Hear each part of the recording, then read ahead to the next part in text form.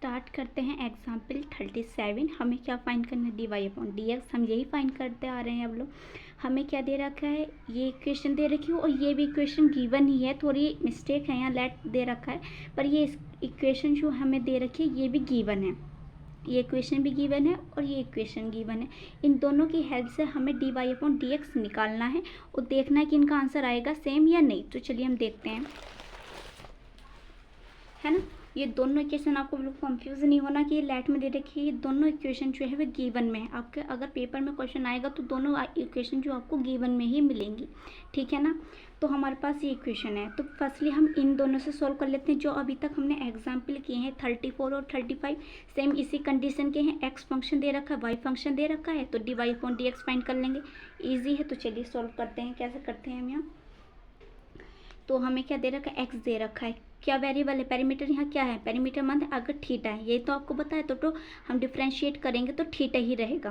तो क्या दे रखा है, थीटा, तो रिस्पेक्ट क्या आएगी, थीटा की आएगी, है ना। ये तो हमारा एज इट इज रहेगा। अब पावर को सोल्व करो, ये पावर आगे आएगी, क्या आएगा, कॉस। अब एक पावर जब आगे आ जाती है, जो ये पावर है वो आगे आ गई, तो एक पावर अपनी सब्ट्रैक्ट कर देगी, तो क्या बचेगा यहाँ, 3 में से 1 को सब्ट्रैक्ट करेंगे 2, ठीक है, और थीटा।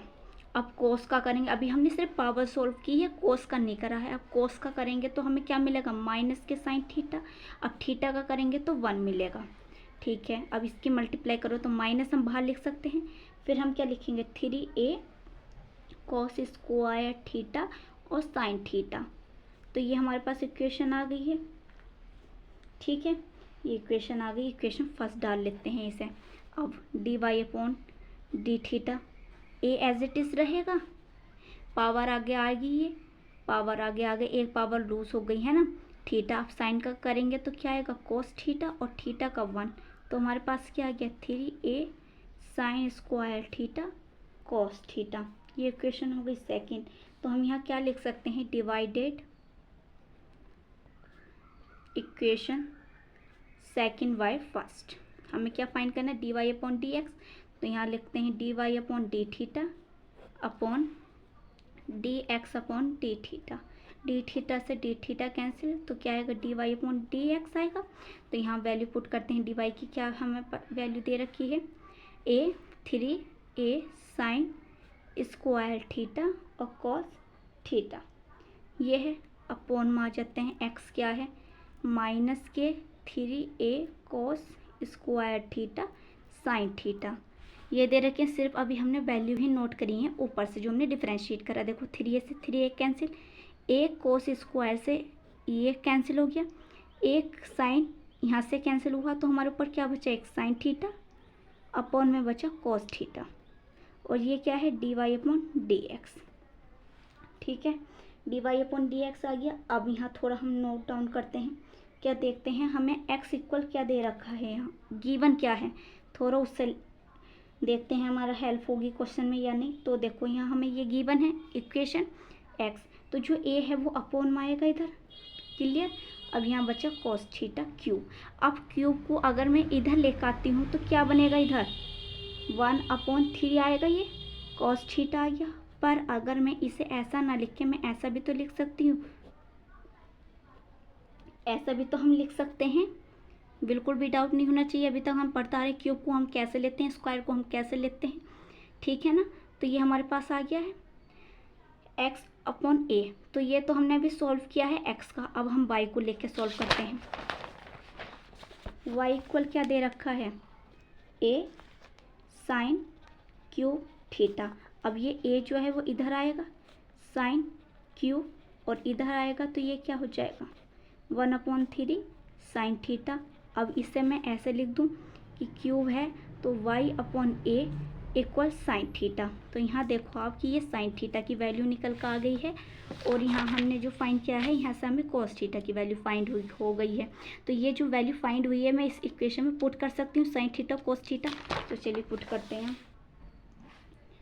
तो यहाँ पुट करेंगे तो हमें क्या मिलेगा, देखो d y upon d x, जब यहाँ पुट करेंगे हम तो मिलेगा -3, जो हमने ये रूट क्यूब लिया है, y अपॉन a, माइनस है, देखो यहाँ हमारे पास जो है एक माइनस चल रहा है, ये माइनस, तो ये हमारे पास ये आ गया है। अब अपॉन में लिखते हैं 3 जो क्यूब है x अपॉन a, यही तो है हमने जो क्यूब सॉल्व किया है।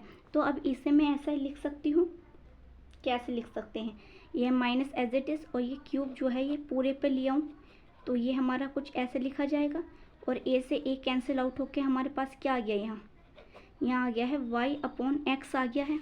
देखो ऐसा भी तो हम लिख सकते हैं। तो हमारे पास यहाँ क्या आ गया है, ये आ गया है। तो ये हमसे हमारा फाइंड हो गया है dy upon d x with the help, किसकी हेल्प से, इस इक्वेशन की हेल्प से जो ये हमें दे रखी है। अब इसकी हेल्प से करेंगे, जो ये ऊपर हमें दे रखा है इक्वेशन, लिख लेते हैं क्या दे रखी है हमें इक्वेशन। नेक्स्ट पेज पे हमें इक्वेशन दे रखी है ये x 2/3 y 2/3 इक्वल है a 2/3। तो इससे हम क्या करेंगे, डिफ्रेंशिएट करेंगे विद रिस्पेक्ट टू x। तो ये पावर जो भी होती है वो पावर आगे आ जाती है, हमने पढ़ा, और एक पावर उसमें से सब्ट्रैक्ट हो जाती है। क्लियर। अब चलो यहाँ लिख लो कि हम क्या करें, डिफ्रेंशिएट कर रहे हैं विद रिस्पेक्ट टू x। ठीक है, बिल्कुल भी कंफ्यूज नहीं होना। अब यहाँ जो पावर है वो आगे आएगी और एक पावर इसमें से सब्ट्रैक्ट हो जाएगी। फिर यहाँ x का करते तो 1 आता है, इस वजह से यहाँ लिखा नहीं है। y का करेंगे तो क्या आएगा, dy अपॉन डी एक्स, ये तो आपको पता चल गया होगा, ये कॉन्स्टेंट टर्म है तो ये क्या बनेगी, 0 बन जाएगी। तो यहाँ आ गया 2/3, यहाँ से सब्ट्रैक्ट करो। देखो कैसे करते हैं, यहाँ पूरा आप एलसीएम लो तो 2 रहेगा, यहाँ 3, तो सब्ट्रैक्ट करेंगे तो यहाँ क्या आएगा, माइनस के 1/3। तो यहाँ इसका मतलब क्या आएगा, माइनस के 1/3 प्लस 2/3 वाई, यहाँ भी क्या आएगा, माइनस के 1/3 और dy upon d x equal to 0। अब जो ये है ये तो इधर सेपरेट रहेगा, ये जो है ये इधर आएगा, तो इधर प्लस में दे रखा है, तो इधर जब ये प्लस में दे रखा है तो ये किस में आएगा, इधर माइनस में। ठीक है, ये माइनस में आ गया है। अब ये एक दूसरे से कैंसिल आउट हो गया, तो ये हमारे पास यहाँ क्या बचा, y minus 1/3 dy upon d x equal x minus 1/3 और ये माइनस, ये जो है ये माइनस कब आया होगा, जब नीचे प्लस में होगा। तो यहाँ हम ऐसे लिख सकते हैं, ये माइनस कब बना होगा, ऊपर जाके बताओ। अगर साइन 1/, यहाँ देखो, अगर 1/sin x है तो इसे अगर मैं ऊपर लेके जाऊंगी तो क्या बनेगा, साइन इनवर्स, ये तो बनेगा ऊपर जाके, तो ये ऐसे तो बना होगा। तो ये मैंने अपॉन में लिया है और ये क्या हो गया, dy अपॉन डी एक्स हो गया है। अब यहाँ ये भी अब ऐसे आया होगा, तो ये भी अपॉन में ले आते हैं। क्लियर हुई बात। अब ये जो है इधर किस में है,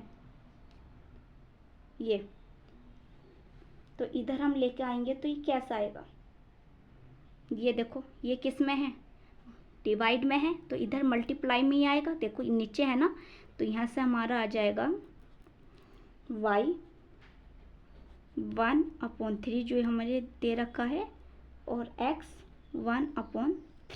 तो ये क्या है, कहने का अर्थ यही तो है, उधर अगर हम लिख के गए थे तो 1/3 बना, तो ये क्या है, क्यूब है, क्यूब है। तो हम क्यूब को कैसे लिखते हैं, ऐसे लिखते हैं। तो ये हमारा आंसर आ गया है dy अपॉन डी एक्स।